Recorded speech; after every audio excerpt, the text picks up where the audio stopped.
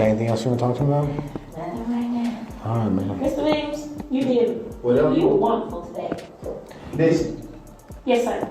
promises, make promises. Just we'll keep promises. Whatever you anytime you ever think you want to know anything, tell me. I'll tell you anything. Well, don't tell the world. What's your I can't even number? get in touch Yes, with you you. can. Hey, I don't have your number. Whatever. well, give it to me. If you ain't giving it to her,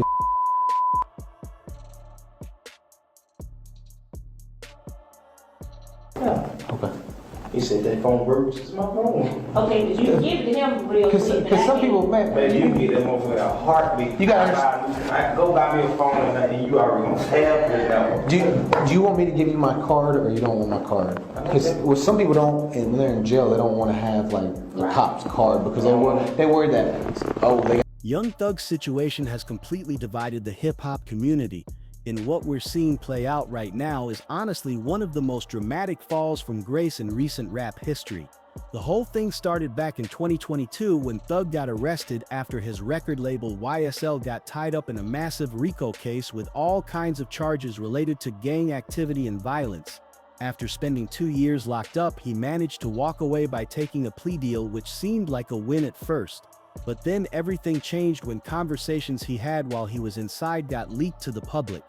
The most damaging leak was an interrogation video where Young Thug is sitting there with detectives, and he starts naming names about people who were supposedly involved in shooting up Lil Wayne's tour buses back in 2015. He's literally telling investigators that he'll tell them anything they want to know, promising to cooperate fully. The moment that footage hit the internet, everything exploded. Rappers who had worked with him defended him and considered him a friend started turning their backs on him one by one. One of the first and most vocal people to come out against Thug was Rallo, another Atlanta rapper who had history with him. Now Rallo and Thug had beef when they were younger because they came from opposite sides of Atlanta, but once they both got into the industry, they squashed it and even made music together. Rallo actually went out of his way to defend Young Thug when people were saying disrespectful things about him. He talked about how he would hear people calling Thug gay and he'd shut that down immediately, saying Thug was real and there was nothing questionable about him. They were doing videos together. Thug wasn't charging him for features, everything seemed solid, but when those snitching allegations came out, Rallo completely flipped. He went to Twitter and told everyone that he had protected Thug when the feds were investigating, that he had his back through everything, and in return Thug cut him off from the label. Thug tried to respond by saying the difference between them was that Rallo told on someone for something they actually did, while he just made an honest mistake talking about selling weed to Lil Wayne. But Rallo wasn't having it. He started posting Instagram reels going back and forth with Thug, absolutely clowning him. He even said he was going to start a GoFundMe for Pee Wee Roscoe, because Roscoe wouldn't be getting any more money for covering for Thug.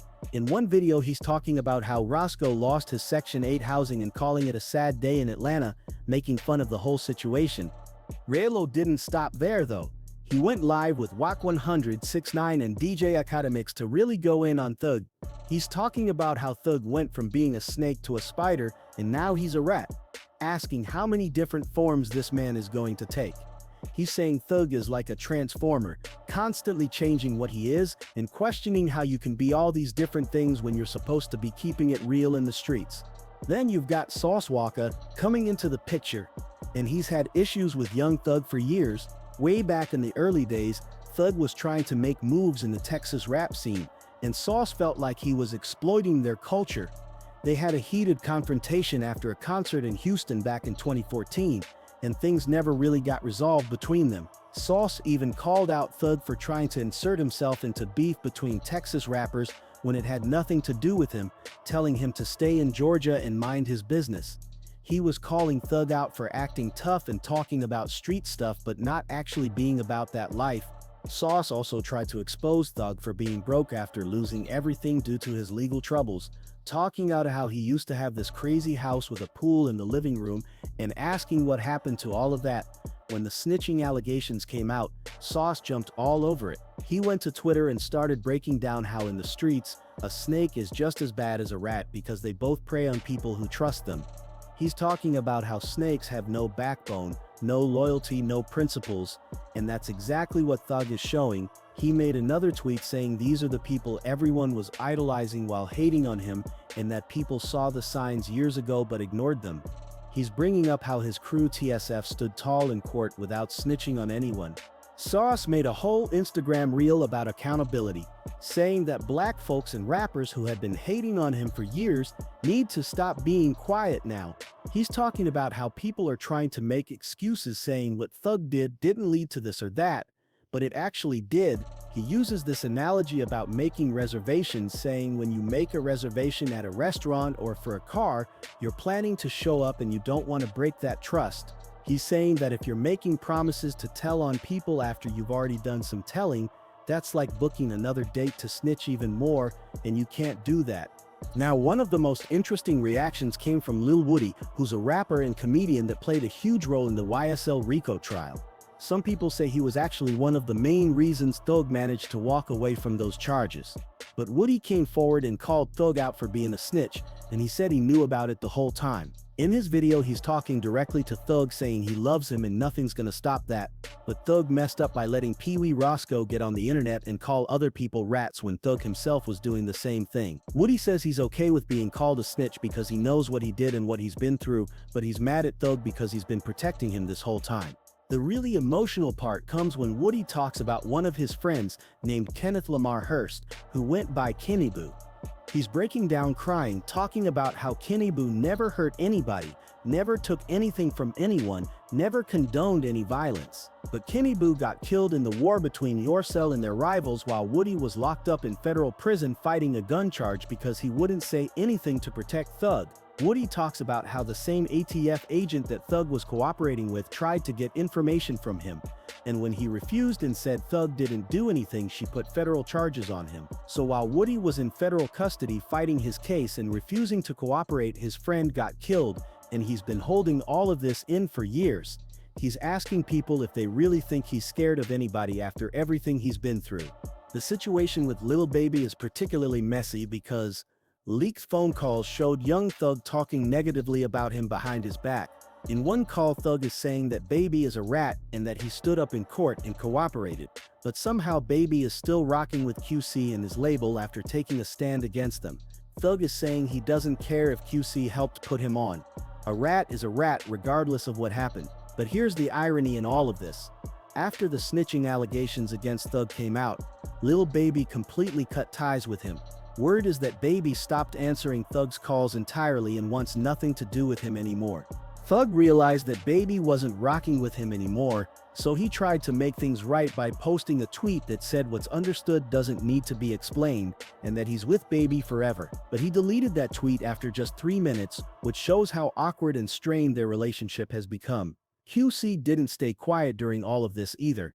He briefly changed his profile picture to something that was clearly mocking Thug, and then he posted on his Instagram stories calling out both Thug and Pee Wee Roscoe as rats who tried to screw him over in the past. He's saying imagine these broke rats trying to run a narrative on him when they're the ones who have been talking about him behind his back.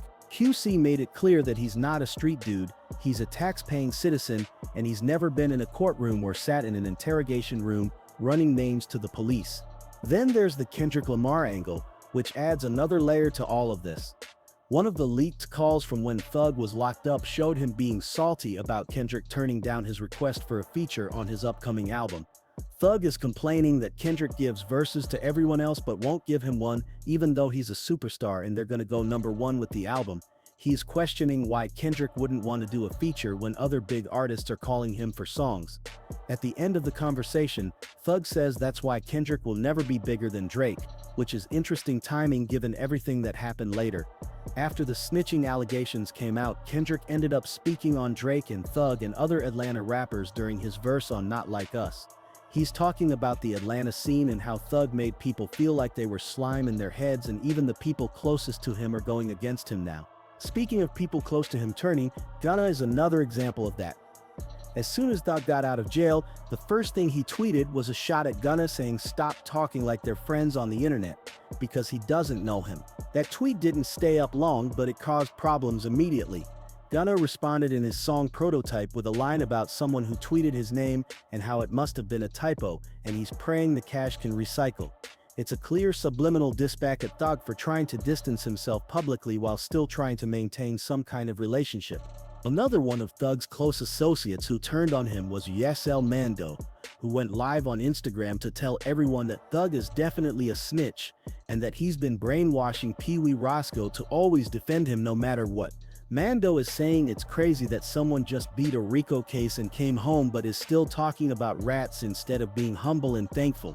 He's pointing out that if Thug had just minded his business and been grateful for beating a life sentence, none of this would be happening. But instead, Thug came out still pushing the rat narrative against other people, and now it's coming back to bite him.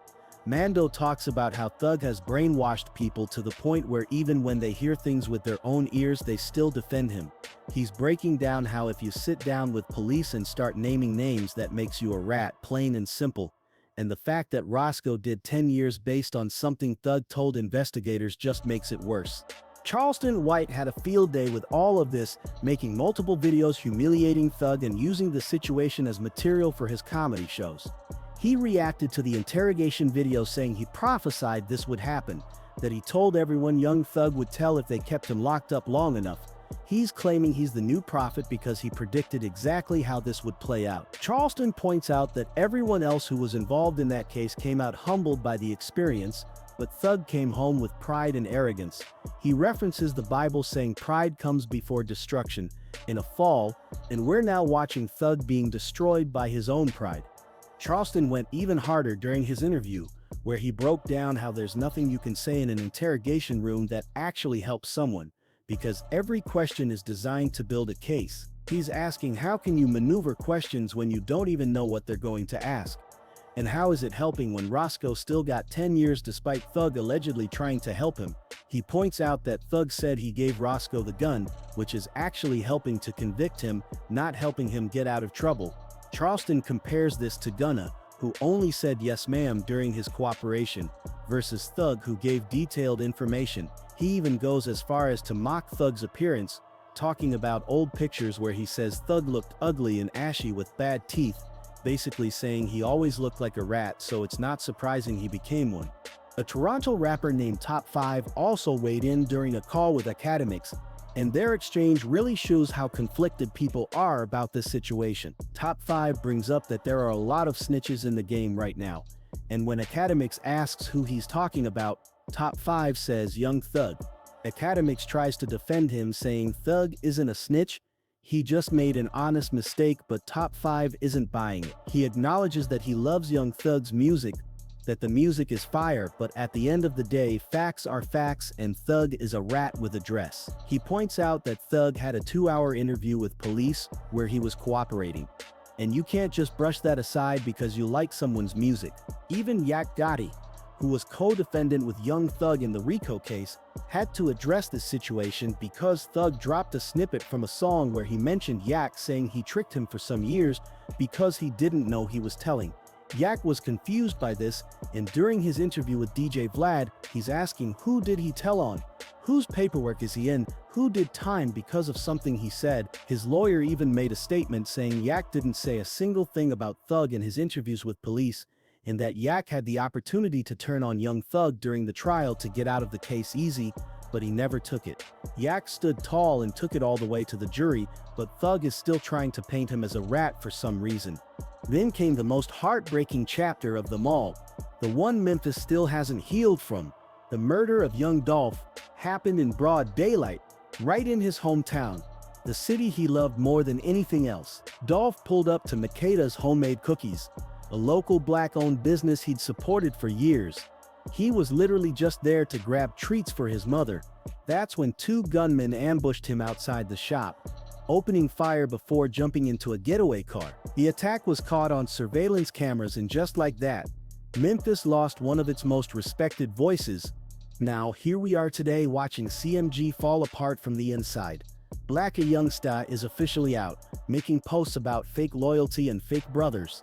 The streets are divided, tensions are at an all-time high, and nobody knows what's going to happen next. Is this deadly story finally ending, or is it just getting started? One thing is absolutely certain. This Memphis saga has turned into something way bigger than music. It's about loyalty, betrayal, power, and survival in a city where fame can literally get you killed. The curse that started with Young Dolph seems to be spreading, taking down everyone connected to it one by one. Thanks for watching, and I'll see you in the next one.